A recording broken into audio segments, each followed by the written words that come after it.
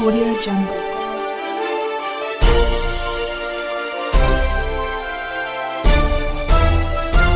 Audio Jungle. सच कहेंगे डंके की चोट पर। मैं हूं राजवीर सिंह होरा, आप देख रहे हैं टेढ़ी बात न्यूज। इस समय हमारे साथ स्टेट प्रेस क्लब में रंगकर्मी राजेंद्र गुप्ता, जो कि सुप्रसिद्ध अभिनेता भी रहे, चंद्रकांता फेम, हमारे साथ रूबरू कार्यक्रम में मौजूद हैं। आगे देखते हैं पूरी चर्चा।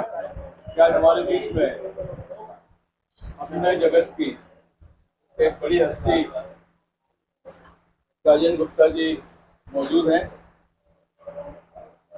आप और हम सब जब से टेलीविजन का पर्दा देख रहे हैं, ऐसी शख्सियत आज हमारे बीच में मौजूद है। मैं स्वागत के लिए आग्रह करूँगा सतनाम शास्त्री जी से, जो माला पुना के राजेंद्र जी का स्वागत करें।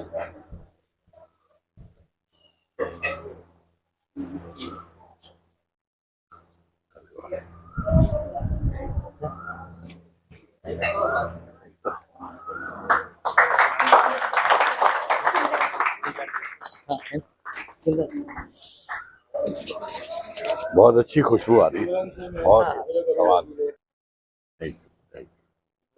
इतना अच्छा फूलों से स्वागत हो रहा है, और क्या चाहिए। अरे मैं ये मानता हूं कि हमारा काम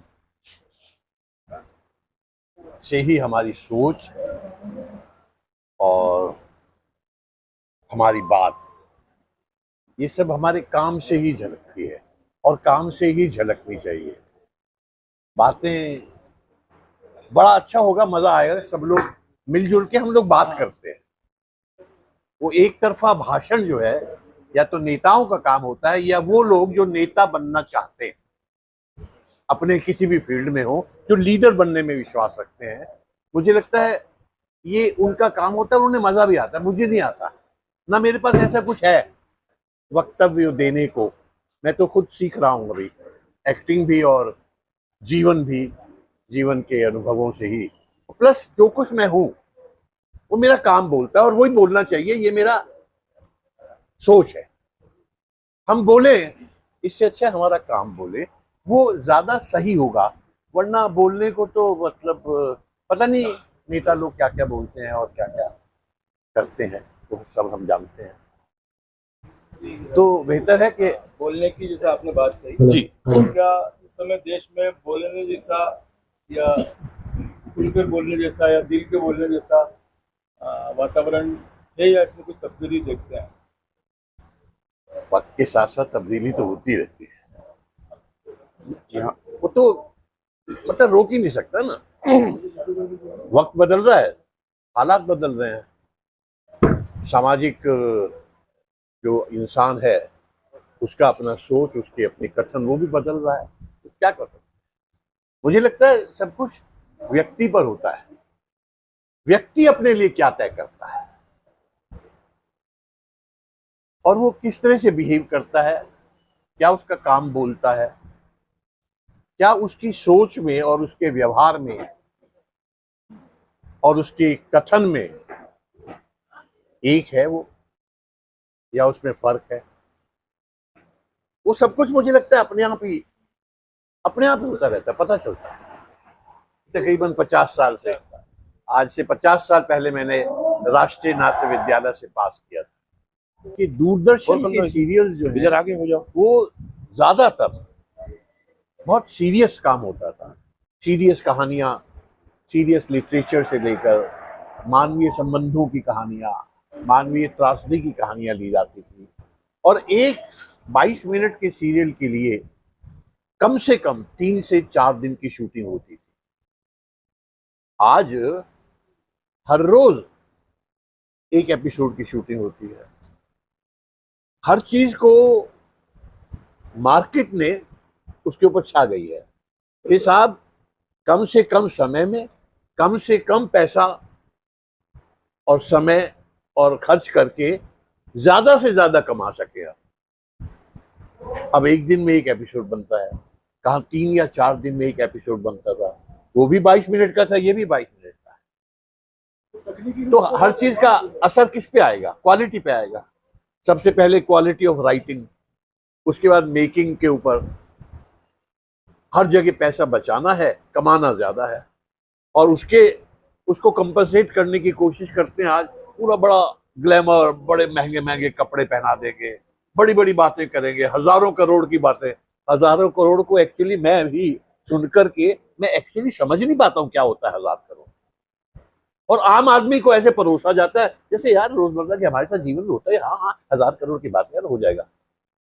कितना दुनिया से हमें काट दिया गया है। कौन सी अजीब सी एक बनावटी दुनिया, मगर क्या करें, दुनिया तो मार्केट चला रही है ना। सवाल तो ये है कि हम एक ऐसी अच्छी चीज बनाएं जो मतलब ऑडियंस को एकदम बांध के चले।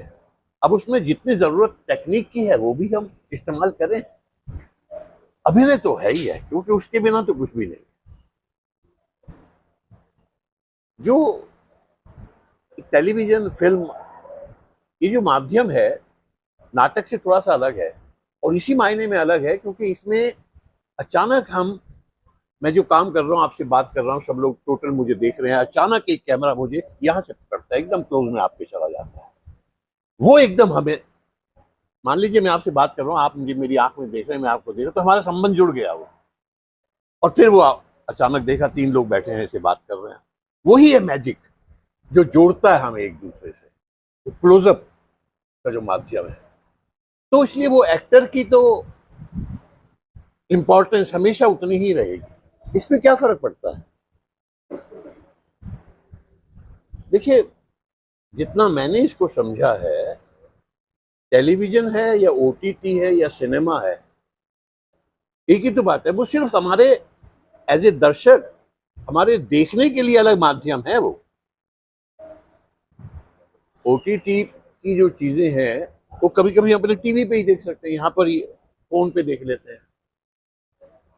टेलीविजन हम देखते हैं तो वहाँ पूरे घर वाले, कोई चाय पी रहा है, कोई खाना खा रहा है, कोई दारू पी रहा है, और उसको देख रहे हैं। कभी देखा कभी नहीं देखा, उधर चले गए, बात भी कर ली किसी से। सिनेमा में हम खूब पैसा खर्च करके अंधेरे में बड़ी सी स्क्रीन पर वो देख रहे हैं। एक्चुअली वो जो फर्क है वो दर्शक को या उसको देखने का फर्क है। एज एन एक्टर कोई फर्क नहीं है, एज टेक्नीशियन उसको बनाने में कोई फर्क नहीं है। हर चीज का हाँ बजट अलग है। ओटीटी प्लेटफॉर्म पर कई सारे जो नेटफ्लिक्स के हैं या बड़े अमेजॉन वगैरह के हैं, ऐसे ऐसे शोज हैं जिनके बजट सिनेमा से भी ज्यादा होता है। टेलीविजन में बहुत कम बजट होता है, तो वो उस बजट के हिसाब से उनकी क्वालिटी कम या ज्यादा हो सकती है। लेकिन टेक्नीशियन को वही काम करना जो वो करता है, एक्टर को वही काम करना जो वो करता है। यार आपको हक है, आप क्या बोल रहे हैं? मुझे हक है मैं जो बोल रहा हूँ, वो उसको हक है वो जो बोल रहा है, और उसे पता है वो क्यों बोल रहा है। उसका जवाब मुझसे अपेक्षा क्यों करते हैं आप? एक आदमी डॉक्टर है, ज्यादातर देखते हैं उस घर में उसका बच्चा डॉक्टर बनता है, और वो अपने बेटे को प्रमोट करने से ज्यादा क्या आपके बेटे को प्रमोट करेगा? आप करेंगे? मुझे लगता है बहुत सारी चीजों को जबरदस्ती खामखा बात का बतंगड़ बनाया जाता है। बहुत सारी चीजें तो स्वाभाविक हैं, सहज हैं, हमारे जीवन का हिस्सा है। हम अब एक्चुअली क्या है हमारी प्रॉब्लम, शायद मैं भी कोशिश कर रहा हूं समझने की, देखने की। हम बहुत जल्दी चीजों को कुछ फ्रेम में बांध देना चाहते हैं, क्योंकि हम चाहते हैं समाज एक ऐसा हो जो आदर्शवादी हो, जबकि ऐसा होता ही नहीं है। और हम हिंदुस्तानी दरअसल खुद आदर्श कभी स्थापित नहीं करेंगे, मगर अपेक्षा करते हैं बाहर की दुनिया से आदर्श, क्योंकि वही हमें चलाए रखता है और वो हमें बात करने का मौका देता है। ऐसा कुछ नहीं, हमें उपलब्ध है पूरी दुनिया की फिल्में, पूरी दुनिया का ओटीटी प्लेटफॉर्म। आज जिस युग में हम रह रहे हैं, पूरी दुनिया का सिनेमा, सीरियल और उनका ओटीटी कंटेंट हमें उपलब्ध है। मैं कह दूं सब नहीं बनना चाहिए, हो सकता है सरकार को भी लगे उस पर बैन लगाइए, या सेंसरशिप लगा दो, वो पूरी दुनिया का जो उपलब्ध है उसे क्या कर लेंगे आप? इसका मतलब है काल्पनिक आदर्शवाद की हम बात कर रहे हैं, और चीजों को बाहरी रूप से वर्जित करके क्या कुछ अचीव होता है? जहां जिस स्टेट में शराबबंदी हो जाती है वहां सबसे ज्यादा शराब पी जाती है, और उसमें सबसे ज्यादा भ्रष्टाचार होता है दूसरे मुल्कों से या प्रांतों से मंगवा करके। आप करके देख लीजिए, मुझे नहीं पता, मैं तो आम आपकी तरह से हूँ, मगर सवालों के जवाब इतनी जल्दी, इतने आसान, इतने सिंप्लीफाइड कैसे मिलेंगे हमें? कर भी लेंगे तो क्या होगा? होना नहीं चाहिए, क्योंकि वो ऐसे कंटेंट है जिनको आप परिवार के साथ नहीं देख सकते। मगर आप कुछ नहीं कर सकते, आप वक्त की, दुनिया की रफ्तार को कैसे रोकेंगे? आप रोक सकते हैं एज ए इंडिविजुअल, सोशली नहीं रोक सकते। मैं नहीं देखूं यार, ये तो अजीब सी चीज है, मैं बच्चे के साथ बैठ के नहीं देख सकता है, या वहां चल रहा है तो मैं वहां से उठ के चला जाऊंगा। मैं इतना ही तो कर सकता हूं, और वो मुझे अपने दिल की आवाज, अपनी आत्मा की आवाज को सुनना चाहिए। ये नहीं कि दूसरा देख रहा है तो यार चलो हम भी देखते हैं। इतनी हमें ताकत और इतनी हमारी पढ़ाई और हमारी समझ, हमें इतनी तो हिम्मत देनी चाहिए कि मैं जो सोचता हूं मैं वो करूं। बाकी मैं क्या हूं, आदमी क्या करता है? सामाजिक संस्थाओं से, सरकारी सेंसरशिप से मुझे नहीं लगता उससे कुछ बदलाव आएगा, बल्कि चीजें और खराब हो सकती हैं, बेहतर नहीं हो सकती, ऐसा मुझे लगता है। लेकिन सर बाइकआउट के फाइट से भी गुजरना पड़ रहा है आज बॉलीवुड को। कई बड़ी फिल्मों का बाइकआउट ना होता है, इसे देखते हैं बड़ी मेहनत से बनती है। कई लोगों के पैसे भी लगे रहते हैं, मेहनत भी लगी रहती है, और उसके बाद सेंसर भी उसको पास करता है, उसके बाद फिल्मों का बहिष्कार होता है। आप भी जानते हैं, मैं भी जानता हूं, सब राजनीति है। काहे का बहिष्कार? भाई आपको बहिष्कार करना, आप मत देखने जाइए। आप जब उसको सोसाइटी के साथ 20, 50 या 5,000 लोगों के साथ उसको एक नारे की तरह इस्तेमाल करते हैं तो क्या है, सिवाय राजनीति के क्या हो सकता है?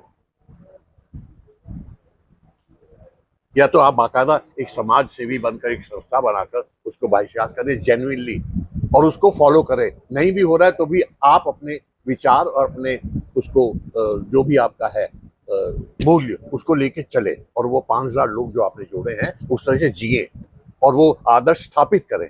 वरना आज आपने बहिष्कार कर दिया, कल आप भी अपने घर, वो भी अपने घर। इसका मतलब क्या है? कोई राजनीतिक पार्टी या कोई व्यक्ति अपने उसके लिए, या किसी जो आपको लगता है मेरा दुश्मन है, उसको कम करने के लिए आप ये बहिष्कार करते हैं, अगले दिन उसका साथ दे देते हैं। क्या है? आप सोचिए, क्या इसके अलावा क्या है? और क्या उसका असर हुआ है? अभी भाई पठान आपके सामने, इससे बड़ी कोई मिसाल है? कितना बहिष्कार कर लिया, और वो अब तक की हिंदुस्तान की सबसे बड़ी ग्रॉसर सिद्ध हो गई।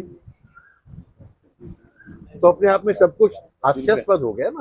किशन जितना आगे बढ़ने की आपको एनकरेज कर रहा है, उतना ही आप अगर इत्तेफाक से वक्त आपका साथ नहीं दे रहा तो आपके अंदर उतना ही बड़ा वो कॉम्प्लेक्स भी पैदा करता है, हीन भावना पैदा करता है। तो कंपटीशन कभी भी पॉजिटिव चीज नहीं है। लेकिन मार्केट में मैं ये बात करूंगा, मुझे गालियां या पत्थर देके मार के निकाल देंगे। कंपटीशन ही तो क्रिएट करता है हर चीज। आप टीवी पे उसका या कहीं भी आप उसका विज्ञापन देखते हैं, वो विज्ञापन क्या कहता है? मेरी प्रोडक्ट आपकी प्रोडक्ट से बेटर है, और वो हम देख रहे हैं, हमारे बच्चे को दिखा रहे हैं। तो वो सबसे पहले, वो जो बेस्ट है और सबसे महंगी है, हो सकता है सबसे खराब हो, वो उसको खरीदना चाहता है। तो जब हमारी पूरी एजुकेशन, हमारे विचार, पूरा माइंड को हमारे हिप्नोटाइज करके उधर ले गए हैं, तो वो जो अपने अपने फील्ड में है वहां तो कंपटीशन होगा ही, एक दूसरे से आगे बढ़ेंगे। और चूंकि हमारा ये जो लाइन है, ग्लैमर लाइन है, बड़ी जल्दी आप लाइट में आते हैं, तो यहाँ वो कंपटीशन बाकी दुनिया या बाहरी जो वो है विधाएं, उनसे 100 गुना ज्यादा बढ़ जाता है। मगर वो कंपटीशन खराब करता है, स्पर्धा बनाता है। जबकि हमारी जो लाइन है वो व्यक्तिगत आर्ट नहीं है, ये सामूहिक कला है। नाटक या फिल्म, एक्टिंग सामूहिक कला है। सामूहिक कला है। जब तक हम साथ चलना नहीं सीखेंगे, अपनी अपनी भूमिकाओं को इंडिविजुअली निभाना भी है और समाज के या ग्रुप के साथ मिलकर चलना है, जब तक हम वो नहीं सीखेंगे हमेशा हमें ये कॉम्प्लेक्स रहेंगे। कभी हमें स्पर्धा के मारे में, यार वो इतना बढ़ गया, मुझे कोई रोल ही नहीं देता। भाई हो सकता है, अब मान लीजिए उसकी किस्मत फास्ट है, वो 2 साल के अंदर अंदर ही 3 साल के अंदर शाहरुख का बन जाता है, तो क्या कर लेगा? कोई भी क्या कर लेगा इसमें, क्योंकि संयोग भी तो एक चीज है ना। संयोग, लक, जो भी शब्द आप इसको इस्तेमाल करना चाहें। चाहे दुनिया में, मुझे नहीं पता इसकी कितनी वैल्यू है, हिंदुस्तान में तो है, क्योंकि यहाँ हर चीज के लिए डिमांड ज्यादा है, सप्लाई कम है। तो यहाँ तो इसलिए एक को चांस मिला, दूसरे को नहीं मिला। क्या करेंगे? आपकी इतनी लंबी अभिनय यात्रा में राजेंद्र गुप्त अपने आप को कहाँ पाते हैं? स्टेज कहीं- पे राजेंद्र गुप्त अपने आप को कहाँ पाते हैं? स्टेज पे, फिल्मों में या थिएटर में? मैं वहां हूं जहां मुझे देख रहे हैं। नहीं, कहाँ? कोई ऐसा चरित्र जो आपको जिंदगी भर के लिए याद हो जाएगी, ये पात्र मैंने बहुत अच्छा किया। हाँ हैं कुछ जो थोड़े से ठीक ठाक हो गए हैं, और कुछ ऐसे हैं जो अभी मिले ही नहीं, जिनका मैं अभी भी शायद मरते दम तक जब तक काम कर सकूं इंतजार ही रहेगा। कोई ऐसा तो होगा कुछ जो आपको लगे कि नहीं ये बहुत अच्छा है। क्या भूलूं, क्या याद करूं? आप 50 साल की जर्नी में, 50 साल की जर्नी में सैकड़ों हजारों रोल करके आप उसमें से एक का जवाब चाह रही हैं, क्या ये सही है या ये बहुत सिंप्लीफिकेशन है चीजों नहीं, की? लेकिन कोई ऐसा पात्र होता है जिसको करके कलाकार को हमेशा संतुष्टि रहती है, यार ये पात्र मेरे मैं संतुष्ट होता ही नहीं। मेरी व्यक्तिगत ये कॉम्प्लेक्स है, मैं संतुष्ट ही नहीं होता, अपने काम से भी नहीं होता। कभी कभी कोई सीन करके लगता है हाँ आज मुझे बड़ा सुख मिला, बड़ा अच्छा लगा। आपकी लाइफ में भी कोई फेलियर आए होंगे एक्टिंग फील्ड को लेकर, इन सब चीजों में, तो आपने उससे कैसे मूव ऑन किया? आप उससे कैसे बाहर आए? यार मुझे बता, एक बच्चा गिरता है फिर खड़ा हो जाता है, उसको आपने बताया कि बेटा ऐसे खड़ा हो ना? रोज आपको लगता है आप कि फेलियर है ये, फिर भी आप अगली सुबह फिर उठ जाते हैं। तो जब तक सांस है तब तक आस है, और वो आस आपको चलाए जा रही है, और हम सबको चलानी चाहिए। निराश होकर बैठ जाएंगे कैसे? कम से कम जब तक हम जिंदा हैं तो जिंदा रहने की कोशिश तो है। जीते जी क्यों मर जाए यार।